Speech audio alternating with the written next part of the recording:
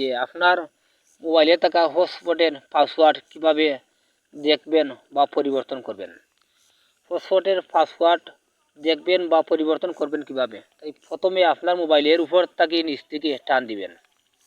মোবাইলের উপর থেকে নিচ থেকে টান দিবেন। এরকম টান দিবেন। এরকম টান দেওয়ার পরে এখানে হটস্পটের উপরে ক্লিক করে ধরে রাখবেন।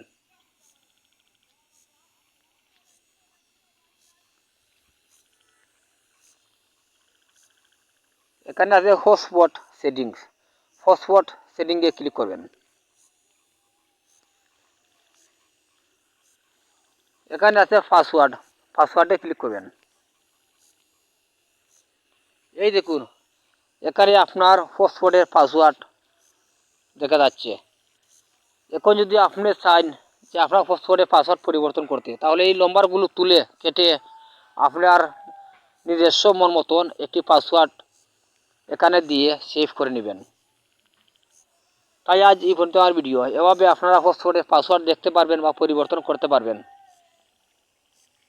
তাই আমি আমার পাসওয়ার্ডটা পরিবর্তন করলাম না। এখানে সঠিক চিহ্ন দিয়ে দিবেন। পাসওয়ার্ড পরিবর্তন করার পরে এখানে সঠিক চিহ্ন দিয়ে দিবেন।